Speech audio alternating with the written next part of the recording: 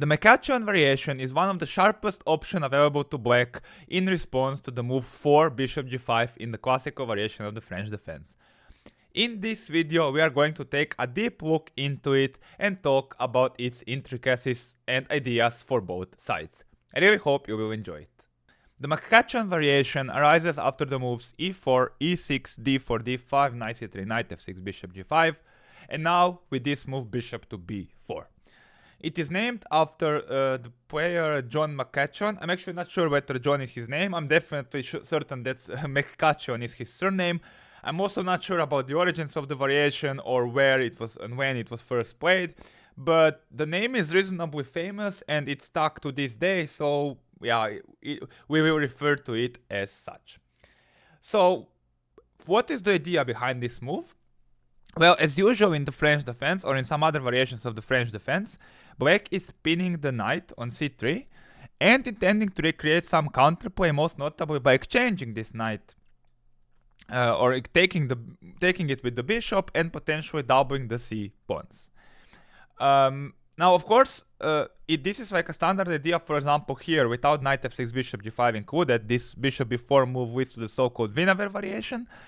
And the argument is that, for white, is that this is actually an inferior version of the Be3 Ne4 because of the existence of these moves bishop g5 and knight to f6. Now, this is a very debatable assertion, but on the very top level, McCutcheon is kinda not that common these days, although it is popular at the club level, of course, and it is very complicated, as we will soon see. So if you are playing for bishop g5 against the French defense, you should definitely know it. And if you're playing the French defense as black, you might consider picking it up at some point. By the way, I will cover this video from the white perspective, even though we will be examining a lot of ideas for black as well. Hopefully you won't mind. So, at first glance, this move looks ridiculous because hang on, we play e5 and don't we just like lose the knight to the pin. However, the important point of this variation is that after the move h6, it is not so good for white to take the knight on f6. If e takes f6, h takes g5, f takes g7, rook to g8. Yes, we have kind of won a pawn for now, but this pawn on g7 is very weak. And the problem is that this pawn will fall sooner or later, and black will have the bishop pair. Now, this is still played nowadays, so if you are considering to play this as black, you should, like the whole McCutcheon system with black, you should probably know this line. But the thing is that after the most common move h4, g takes h4 is pretty good for black, I think. Even rook g7 is not so bad, because after h takes g5, queen takes g5, knight to f3, okay, you know, it should be good for white, but it's not, you know, over or immediately lost by any means. But even better than taking on g7 is this move g takes h4, eliminating this dangerous pawn on h4 and delaying the opening of the h5 for now. And now there are quite few lines here, but for example, I think since this is a relative sideline, relatively brief coverage is sufficient, although of course you should do your own investigation. But queen g4 is kind of the main move, defending g7 and attacking h4. And now queen f6, insisting on capturing on g7, rook to h4, queen to g7, queen to g7, rook to g7, rook to h8, and now after bishop f8. It looks a little bit strange to get the bishop here and then retreat it, but since the position has now changed, since it is very slow, and since you know, the endgame is approaching, black can permit to make this you know, defensive moves and fall back in the development. And there is nothing terrible here for black. After, for example, knight b5, knight a6, there are no queens on the board. Black will be able to play like bishop d7, maybe c6, maybe castle. Okay, maybe not c6 because it allows knight d6, but bishop d7, castle eventually. White does enjoy a little bit of an activity, which compensates for the absence of the bishop pair. But all in all, position should be equal, and this is not a major concern for black, and with some luck, due to the bishop pair and potentially some targets on the king side, they might even consider taking over at some point in the future. So yeah, this is not the something that scares black, and if it works for white, nobody would play the McCutcheon. Also note that retreating the bishop and maintaining the pin makes no sense, because after g5, bishop to g3, knight to e4, it's extremely good for black, because now this knight is active. And by the way, this knight e4 jump is a thematic idea for black in the McCutcheon. We will see it in a number of lines. Also here, e takes f6, g takes h4 is also in black's favor, despite the ugly pawn structure, because this f6 pawn is weak, and they again have the bishop pair. So this yields us to the remaining bishop moves. So the bishop has to retreat along this diagonal. And actually there are 3 equally valid moves for white at their disposal. Now, the first one we are going to examine is the move bishop to e3. This is seemingly the most active square. White is protecting d4, indirectly influencing the c5 square, maybe fighting against c5 or something. And it just looks optically very sensible. And here black has to play knight to e4, jumping to a very active square and increasing the pressure on the c3 knight.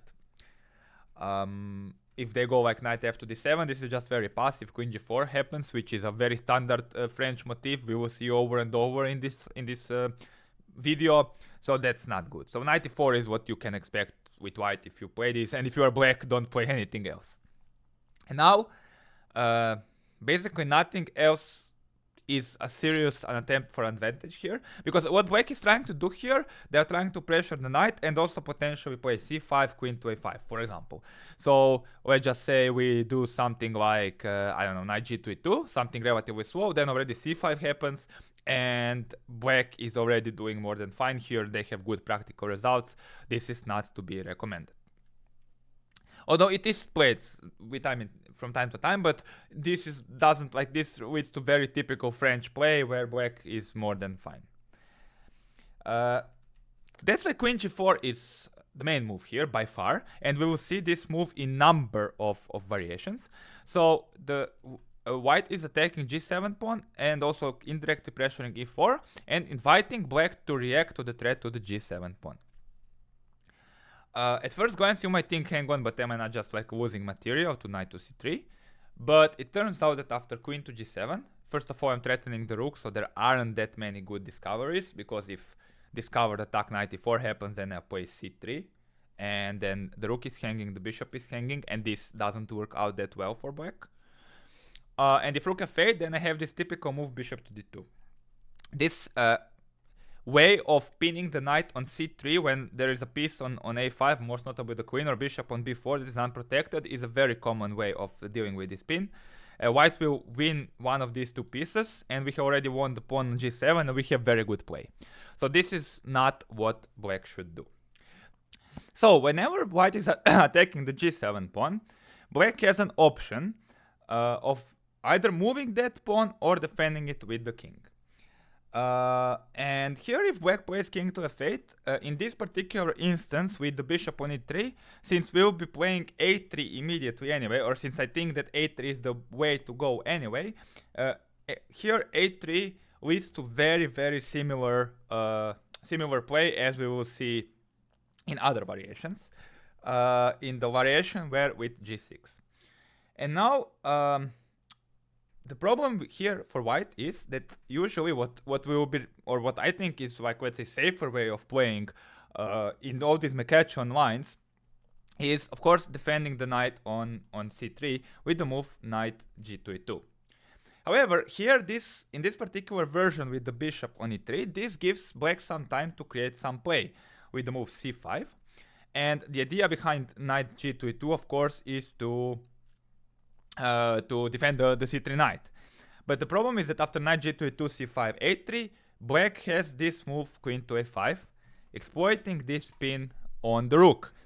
And as we will see later, if the bishop was on c1 and not on e3, this kinda wouldn't have been that good, honestly. But since the bishop is on e3, this works out, because if we take on b4, then this is check, queen to a1, and this is just losing for white. So that is why in this variation we are kinda forced to play the move a3 here, kicking the bishop away, we will see that this move is also possible in almost every other variation, or in the variation with the bishop on c1. But here, we kind of don't have a choice. If we are playing for an advantage as white, we need to go for this and sacrifice material. Now, of course, if knight to c3, a to b4 is just good for white because we eliminate the bishop. This knight is hanging, you go back, we have c3, we can attack the knight, we have many pieces in the game. It's not good for black. Of course, the critical move is taking with the bishop here, but we'll get back to that. Another move that black can try is to play bishop to a5, but now with this inclusion of a3 bishop f5, we can indeed play knight g to e2, because now if c5, we play d takes c5, and next we have b4 ready. Queen to f5 is no longer possible because the bishop is taking the square. We are also covering the d4 square, and yeah, this is one of the justifications for having the bishop on e3. We are controlling d4 square, and we are also ready maybe to castle long potentially if we really want, or just to play b4, and this is not the way to go for black in these positions. So in this particular case, black is forced to play bishop takes c3, and after b takes c3, the position after knight to c3 is very critical, because after bishop to d3, as in all these positions, like this bishop could even be on c1, white definitely has compensation for the pawn. White has 3 pieces in play. This knight is a little bit wayward. White has ideas of playing h4, h5. Black's kingside has been weakened. Black can never castle kingside, and of course, it is a difficult and complicated position to handle, which is why many white players don't like going for it, and why it attracts black players at the club level. But objectively, I think white should have better chances here. The position just looks extremely dangerous for black. In particular, because this bishop on e3 is kind of nicely developed. Like if the bishop is on c1, it is also quite playable for white, but on e3 it is even preventing some c5 play and whatnot, so this is kind of reasonable for white. And of course, if black doesn't take the pawn on c3 and play something like c5, white can just insist and play bishop to d3, threatening the e4 pawn and kind of threatening or inviting black to take on c3. Once again, our play is straightforward, or white plays is straightforward. h4, h5, knight f3. If black plays h5, then we have the g5 square. So yeah, I would personally, if I were black, I mean, I would be worried here, to be completely honest. I think I would never play the McCutcheon as black personally, but if that's your thing, you have to be aware that you are risking a little bit. I do think that other lines on move 4 are better, and have played some of them, but still, I mean, white does need to know quite a few details here, so if you don't think your opponent is prepared, especially at lower levels, I think this imbalanced position can work out extremely well. Okay, so that's the most active square, but it's not necessarily the best. Bishop f4 doesn't make that much sense. The bishop is just stupid here, so we will not be analyzing that one. And the other move that actually has a lot of merit is the move bishop to c1.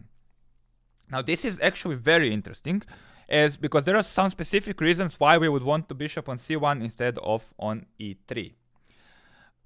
Once again, after knight to e4, we play queen to g4. Once again, this is the most active square for the knight, and this is the most active square for the queen.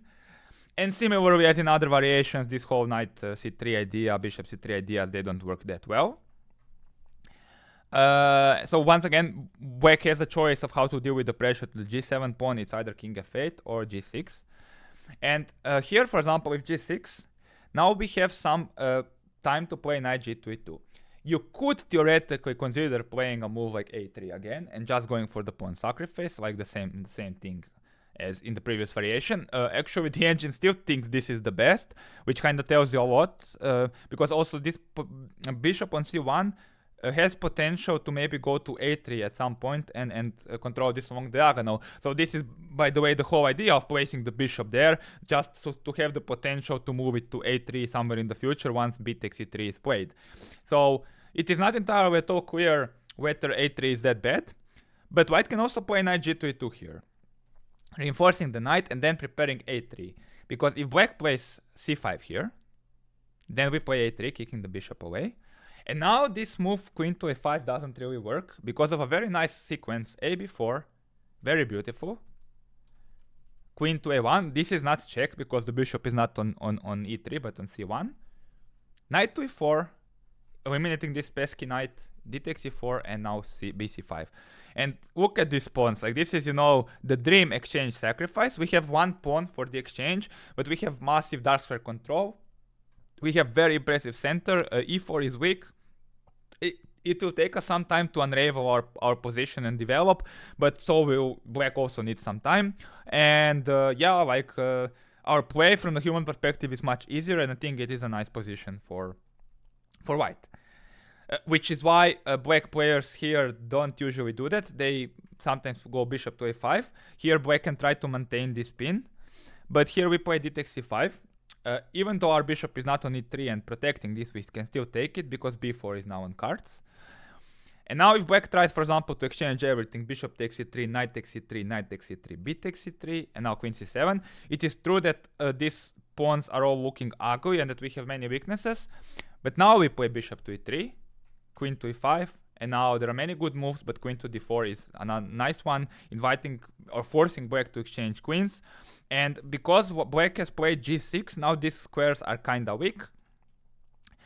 And yeah, we have lead in development. We will have, for example, after queen d4, we can take either way, probably with the c pawn. We have the bishop pair, nice advanced central pawns. Rook b1 is coming, and this is just better for white, I think. So that also not sure how much it works for black. So knight c6 is sensible, just developing and attacking the e5 pawn. But here after b4, knight to e5, we play queen to h3, protecting the pawn on c3 and also threatening to take on e4 and also threatening the bishop. And now if knight c3, we have queen c3, and this pressure along the long diagonal due to the move that g6 is very annoying and the weaknesses are devastating. So it's probably smarter for black to play something like bishop to c7, just yeah, protecting the knight and moving the bishop away from the attack. But now after knight to e4, d takes e4, we play knight to c3, attacking the pawn, and we have this nice chain on the queen side. For example, f5. I mean, black should probably just give up this pawn and continue developing, but just to illustrate what can happen, like f5, there is knight to b5, bishop b8, bishop to b2, and yeah, rook d1 is coming. This bishop is a monster. There are so many weaknesses. It's not so easy for black to develop, and this is just horrible. So all these things with bishop f5, I don't think they work all that well. So that is why here after a3, probably the best move is just to take bishop takes c3, and after knight to c3, take on c3, because here if cd4, knight e4, d4, queen e4, this pawn is just very weak, and black still has these dark square weaknesses around the king, and we have the bishop pair. And if knight to c3, b takes c3, we have a very typical French position. So we have doubled pawns, this c3 is weak, but our center is kind of stable and secure, and we have some prospects of attacking on the queen side. So we can play a4, bishop to a3 potential, we have h4, h5. So this I don't think is once again, so I would be worried here as black, to be honest. So this move bishop c1 was actually recommended by Sebastian Mikhailov in his Chessable course, and he's very good analyst. So I think, you know, if he suggests a move, then I think it's objectively dangerous. Sure, the type of play is very rugged. It's not easy to play these positions with either cover, but if we are being objective here, then I think white retains advantage in all these lines. One final thing here that I didn't mention yet, instead of after knight g2 e2, instead of playing c5, black can play knight c3, c5, but then after a3, bishop takes c3, b takes c3, we end up in the very same variation due to our bishop pair and prospects of advancing the h pawn. So that is why I'm not 100% sure whether moving this g pawn is the best in many lines. But also king f8, like, this is probably better because we have seen that in many variations this weakening of the diagonal with after g6 might turn out to be critical. So king f8 is actually another typical French move, just protecting the g7 pawn. The drawback of this move is that now black cannot castle. Black just, yeah, and black has entombed the rook on h8. The argument for black side is that the position is so closed that they can permit to play like this, to mark time and to play very, very slowly. And here once again we have a choice. We can probably once again play for a3 and just sacrifice. This whole thing, knight c3, bishop d3, playing for compensation. But once again, I don't think we need to do that as white. If I were playing this is my, my style. I'm like to keep things under control. To be fair, I would probably play 4 bishop g5 as white anyway. But if I would protect the knight and play for a3 here. And now once again, like everything I said previously, for example, if black just takes everything, okay, you might make an argument that this position is better because there is no target on g6 compared to position where the king was on e8 and the pawn was on g6. So h4, h5 is not so immediately obvious. But still, we have a lot of space. It's a little bit problematic for black to get this rook into the game. And yeah, we have the bishop pair, a nice initiative space on the king side. So probably black should play c5 here. But after a3, this is a little bit already tricky for black. Once again, bishop takes c3, knight takes c3, knight takes c3, b takes c3. This is once again a very similar position to the one we previously examined. Maybe a little bit better for black because they already played c5 and we have played a3. But not, yeah, probably this is, I think, the best black can get. If they try to play like with bishop a5, then we again take d takes c5, and now we're ready to play b4. Okay, queen a5 tricks weren't here anyway, but here we are trying to justify the move a3 by preparing b4. And now once again, if knight c6, we play b4, knight to e5, queen h3, all the same as in previous variation. It is true that after knight c3, queen c3, bishop c7, we don't have like f4 ideas because the rook on h8 is not hanging, the pawn is not on g6, but we still play bishop to b2 and black is under a lot of pressure on the long diagonal. Once again, the main problem for black is that this king is kind of blocking this rook and the king can't castle, so yeah, it will take them a lot of time to bring the rook into the game. In the meantime, we have some, nice control over this square. We can play, I don't know, knight d4, bishop, bring the bishop, f4 even, maybe castle long, maybe castle short. Okay, it's a complicated battle. It's not so standard. Maybe black at some point can undermine our structure potentially. I don't know, but maybe knight c4 can be, and I think sometimes when g7 is defended. By the way, f4 is a big threat. But all in all, I think white should be probably objectively better here. Although in practice, especially on depending on the level, it's a different kettle of fish. But yeah, all these ideas like this decision to take on c5 and to kind of lose one pawn or to destroy your center but then to initiate the piece play is very typical for white in the French defense. And so probably better here for black instead of knight c6 is knight c3. But then after knight c3, once again b4 is an idea and you don't really want to allow that, so bishop takes c3, b takes c3, queen c7. But whoops, I spilled my coffee, never mind. So here you can probably consider playing again bishop to e3, but then the problem is after queen to e5, queen to d4, there is no, like g6 hasn't been played, so black is not forced to exchange queens, so for example they can go back. So I'm not sure how good that is for white, but you can also play f4, protect this pawn, queen c5, and now queen g3.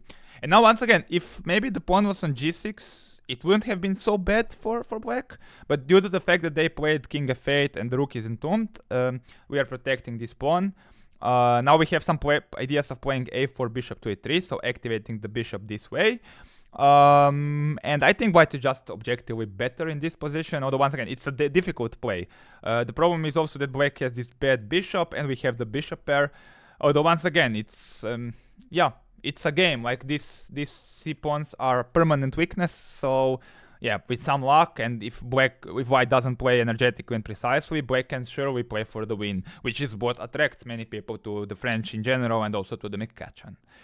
So yeah, this is kind of, you have to be aware of all these ideas with both colors. I think that this move, bishop c1, is a very serious move. I would expect, I'm not sure how likely it is to be met, for example, at higher levels, at lower levels, but I think the higher you get, the greater the probability that you will meet it somehow is. But okay, so let's go back to this this critical position on move 5 after h6.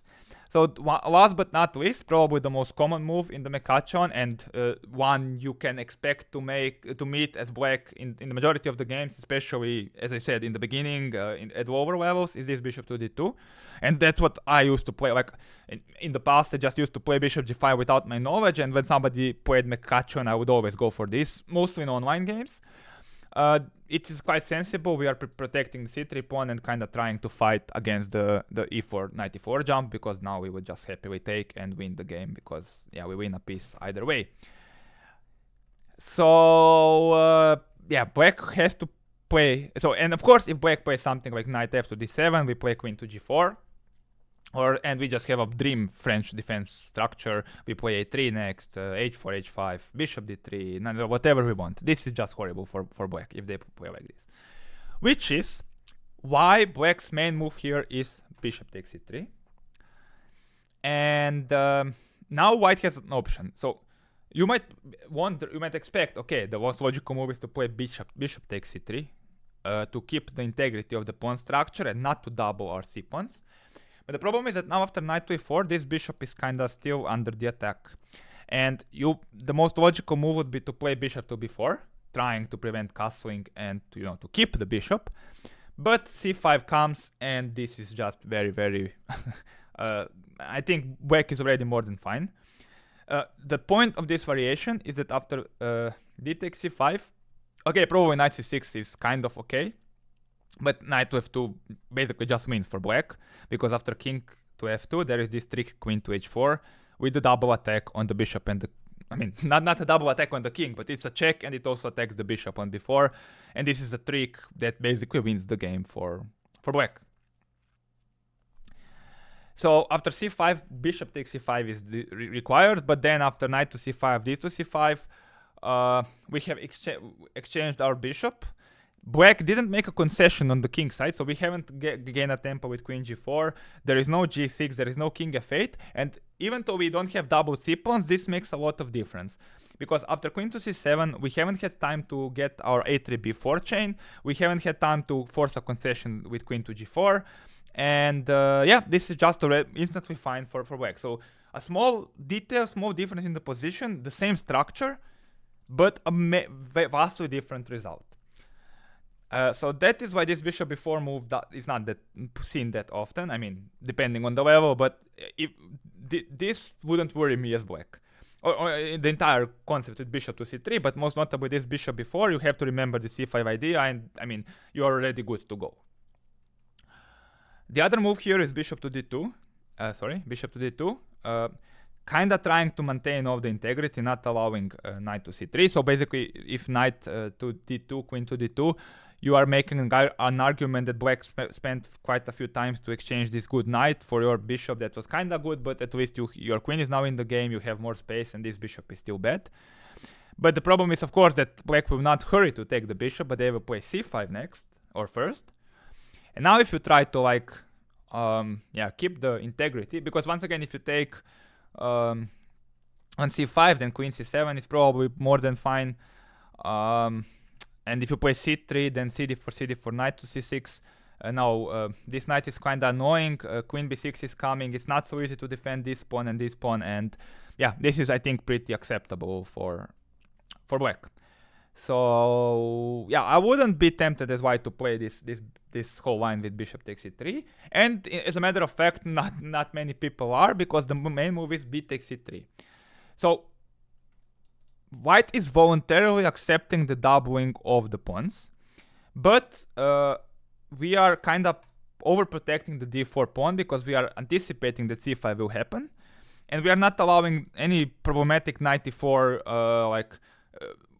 We are claiming that knight e4 will not be as problematic with the bishop on d2. And sure enough, knight e4 comes because what else can be played? And now it's kind of interesting to observe. So we have seen previously, just to remember, that after bishop c1, knight to e4 is like the move. But you can, like here, if bishop takes e3, b takes e3, knight to e4, this is just a very good position for white, because the bishop is very powerful here. And we have seen different cases of the pawn sacrifice, for example, in the lines with knight e4, queen g4, then king f8, a3. We have seen that quite often white can voluntarily sacrifice the pawn on c3 and gain a lot of compensation here. Now, why am I mentioning all this? Because here in this position after knight to e4, actually one very surprising move is the move bishop to c1. And this actually kind of gives you the reasoning or the idea behind bishop c1 immediately.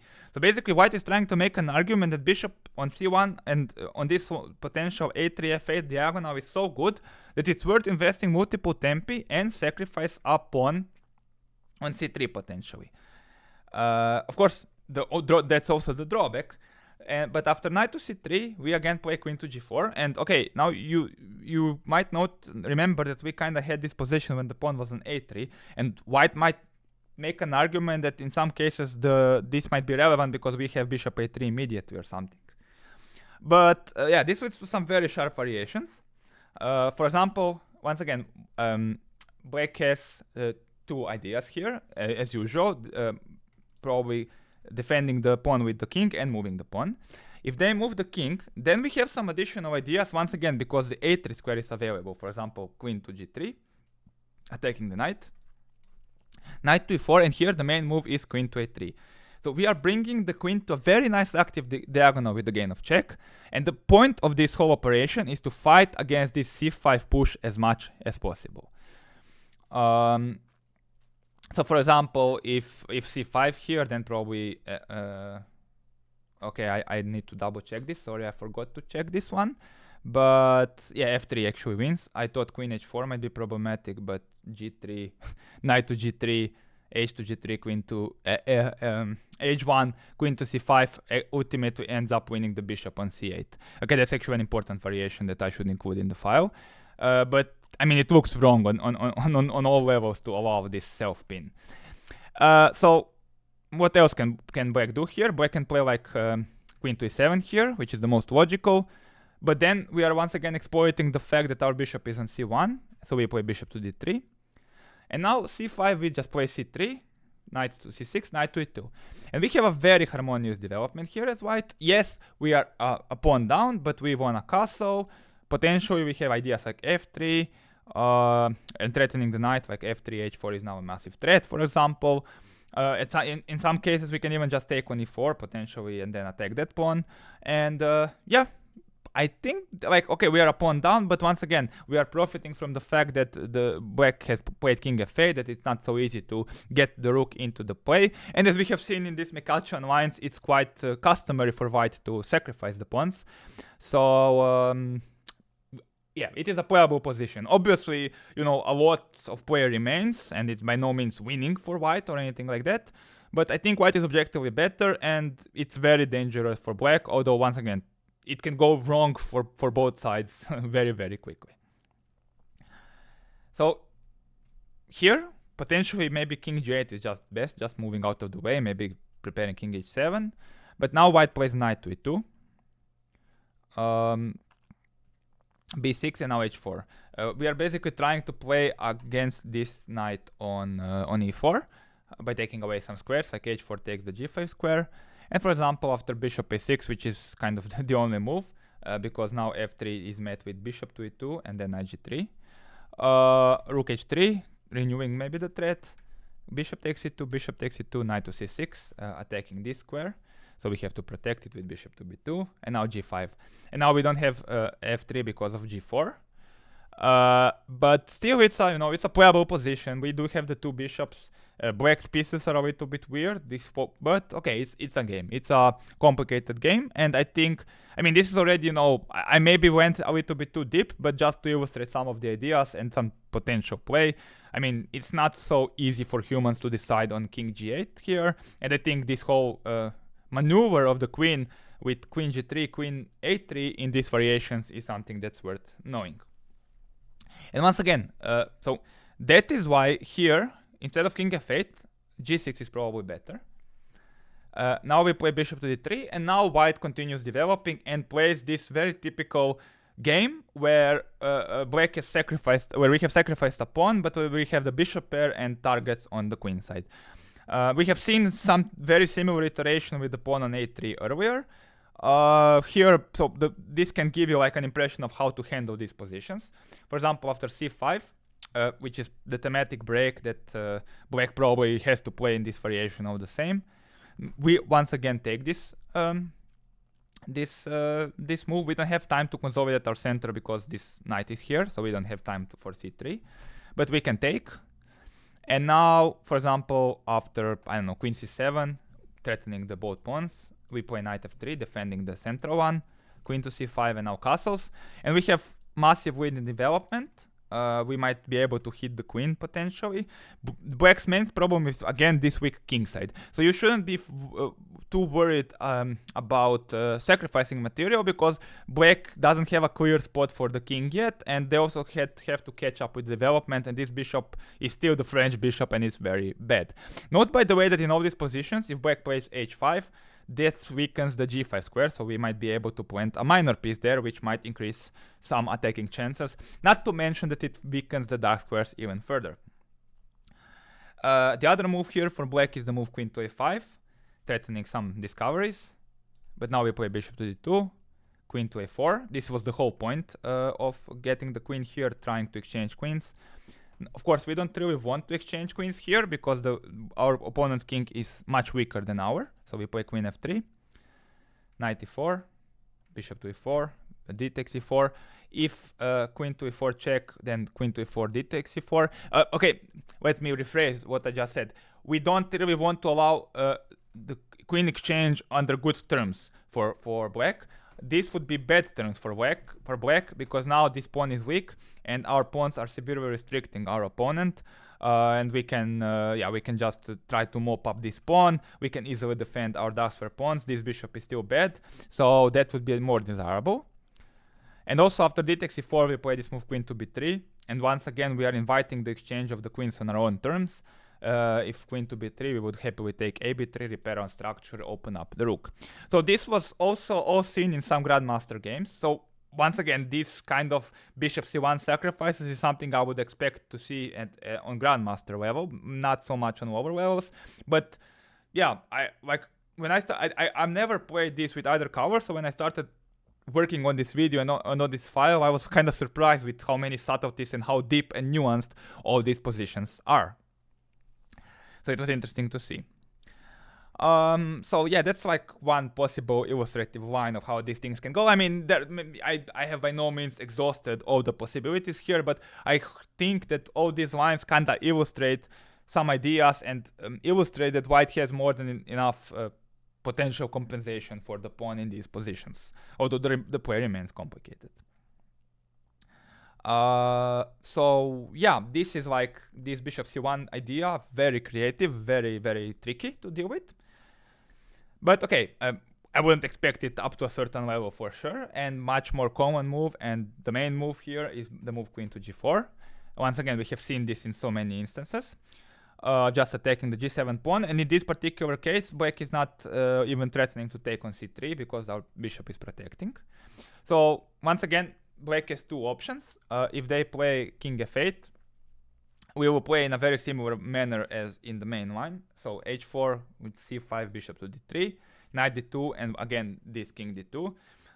We will see this idea, king to d2, in the main line as well. So basically, we are only expelling this knight on e4, and we are claiming that our king is quite safe behind this big pawn chain that is now very secure. d4 is kind of secure. We keep a knight f3, and we are claiming that our king is quite safe here, that even though it is remaining in the center. As usual, king in the center is relatively safe when the position is close and it is not so easy for the opponent to open up the position and to attack it, which is the case here.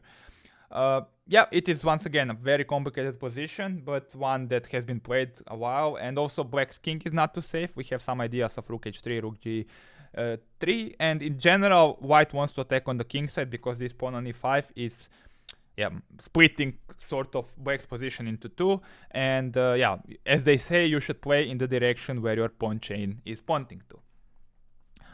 And here, g6 is very similar. We play h4 again, c5, bishop to d3. We would very much very happy we take on e4 if we are allowed. Knight to d2, king to d2. And now, once again, the play would be fairly similar if the king was on f8. You might make an argument, okay, but this allows white a little bit more clear-cut attack because of h5, which might be true. If black plays h5, then queen f4, knight c6, knight f3. Now you'll see what I was talking about earlier. This has given white access to the g5 square. Sometimes we can even consider taking on c5. If c4, then our king is super safe, and then we have free hand on the king side. If cd4, we'll have cd4, and if queen a5, we can even consider c3 or just sidestepping. Probably c3 just to limit this knight. So yeah, this is not particularly good. Once again, in all these lines, note that this bishop on c8 is extremely sad. The French bishop, the pain is real. I think another way of playing is knight to c6. Black continues with the natural development and pressures the center. But now we can play already h5, g5, f4. And we are blasting open the position, and this seems very promising, especially in practical terms for white. It seems, I would be quite worried to play this as black. We want to play knight f3, we can consider playing king to e2. Where is this king going? This bishop is still bad. Let me just maybe add one thing, which I want to add now. In this position with king f8, you might be wondering, king f8, h4, c5, bishop to d3, takes. You might be wondering what happens, for example, after knight to c6. Well, the plan can continue, for example, knight f3 again. Yes, here we don't have this resource of h5, but we have ideas with rook h3, rook g3. We can also consider playing a move like queen to f4 first here, with the idea of maybe threatening some bishop g6 ideas, to limit like queen a5, for example, to kind of fight against it or something like that. And yeah, it's a rich and complicated position. I definitely don't claim I have exhausted all the possibilities here. Like, you know, it's a fascinating, complicated line. Objectively, I think that McCutcheon is not too like, it's kinda dubious for black, objectively speaking. I mean, very much playable in practical games, as we have seen. All these positions are fairly complicated, and there, you know, white can go wrong in so many levels. But I do think there's a reason why you don't see it as often on the highest level. I do think there is quite some fair risk involved, and that also, I mean, you would expect that white players who play bishop 4, bishop g5 kind of know how to deal with and are ready to play with this aggressive mindset and challenge black's setup. Still, if you probably want to play it, it's worth it. I think if you remember some of these ideas, I think, especially since I presume most people will play bishop to d2, and I'm not sure if that's better than bishop to e3 and bishop c1. But overall, I do think that this is one of those lines that, unfortunately, modern engines have kind of made a little bit, problematic for black. But I may be wrong. I mean, I haven't played it with either covers. Spoiler alert, these are just my impressions. I did quite some analysis, and as you can tell, I probably mixed some stuff up. So, but yeah, this is my current verdict of this position and of this variation. If you're white, I don't think that's something you should worry about. If you're black, well, play at your own risk. I guess it's also very fun. I guess it's very fun, and I guess you can score quite some victories, especially in games played with faster time controls. But not only that. With that, we have reached the end of this video. Please do let me know what you think about the lines, about the entire variation, about the format below the video. All feedback is very much welcome. As usual, or at least for now, for these opening videos, the PGN or the material analyzing the video is provided in the form of the annotated PGN file in the Witcher study. You can find it in the link description below, and also you can download it on my blog. If you like the video, please subscribe to the channel or consider liking it or sharing it with a friend. You can also check some of my other videos. The links will be provided also below the video, and also the annoying pop-up will probably jump. And if not, well, very much thank you for watching and enduring until the very end. It really means a lot. It helps to grow the channel. It helps me, you know, grow as a creator. And I guess I will be seeing you in the next video where we will be continuing our coverage of the French defense. Thank you, and see you soon.